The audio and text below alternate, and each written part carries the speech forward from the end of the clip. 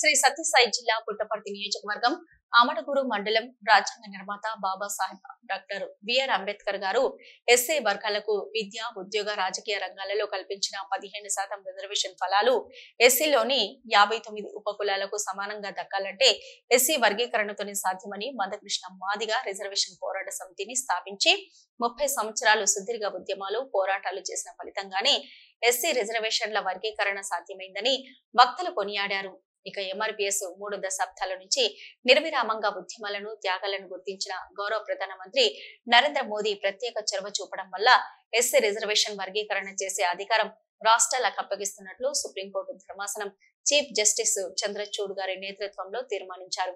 తీర్పు వెలువడిన 2 నెలల్లోనే ముఖ్యమంత్రి వర్యులు చంద్రబాబు గారి ఆదేశాలతో రిటైర్డ్ ఐఏఎస్ రాజీవ్ రంజన్ మిశ్రా ద్వారా ఏకసభ్య కమిషన్ ఏర్పాటు చేశారు. కమిషన్ సభ్యులు రాష్ట్రం మొత్తం పర్యటించి ప్రజల అభిప్రాయాలను సేకరించి మిశ్రా గారి అధ్యక్షతన ప్రభుత్వానికి నివేదిక అందజేశారు. ఈ నివేదికలో మెజారిటీ సభ్యులు ఎస్సీ వర్గీకరణ జరిగితేనే 59 ఉపకులాలకు రిజర్వేషన్ లో సమన్యాయం జరుగుతుందని అభిప్రాయం పడ్డారు.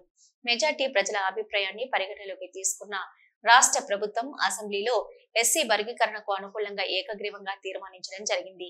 దశాబ్దాల ఎస్సీ వర్గీకరణ కలను నెరవేర్చి భవిష్యత్తు తరాల బంగారు భవితకు బాటలు వేసిన సందర్భంగా ఆమడుగురు మండల కేంద్రంలోని అంబేద్కర్ కూడలిలో ఎంఆర్పీఎస్ ఎంఈఎఫ్ ఆధ్వర్యంలో గౌరవ ప్రధాని నరేంద్ర మోదీ, గౌరవ ముఖ్యమంత్రి వర్యులు నారా చంద్రబాబు నాయుడు, గౌరవ ఉప ముఖ్యమంత్రి వర్యులు కొణిదెల పవన్ కళ్యాణ్ చిత్రపటాలకు పాలాభిషేకం చేసి కూటమి ప్రభుత్వానికి కృతజ్ఞతలు తెలియజేశారు.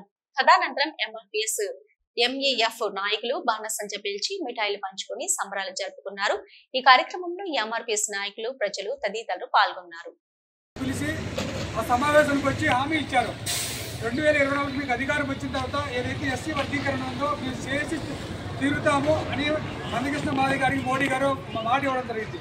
అది కోర్టు పరిధిలో ఉన్నా కూడా సెంట్రల్ గవర్నమెంట్ వాళ్ళకి అనుకూలంగా వాదించి ఎస్సీ వర్గీకరణ అనేది సాధ్యపడడానికి అవకాశం ఇచ్చి దానికి అనుకూలంగా తీర్పు రావడం జరిగింది.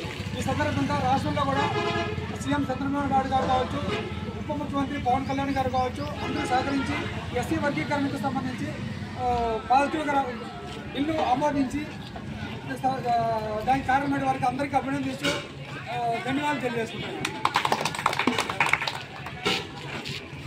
भारत माता के जय, भारत माता के जय, जय श्री राम, जय श्री राम, जय श्री राम, जय श्री राम.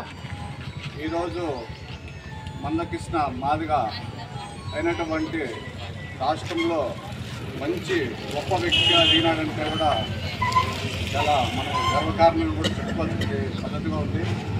దాంట్లో వచ్చేసి 30 సంవత్సరాల కాలం నుంచి కూడా ఆయన పోరాటం చేసి ఈ పొద్దుగా స్థాయిలోకి ఎదిగినాడంటే కూడా చాలా గొప్పదనం మనం చెప్పుకోవాల్సిన చాలా ఎదురు ఉంది. కాబట్టి మనకు భారతదేశంలో మన మోడీ గారు ఎన్నో కులాలైనా కానీ, ఎన్ని మతాలైనా కానీ ప్రతి ఒక్కరికి కూడా ఒకటే న్యాయం జరగాలని చెప్పిననేసి అందరికీ కూడా ఏదైనా ఒక పార్టీ ఉందంటే ఒక బీజేపీ పార్టీ గర్వంగా చెప్తున్నాను అనమాట.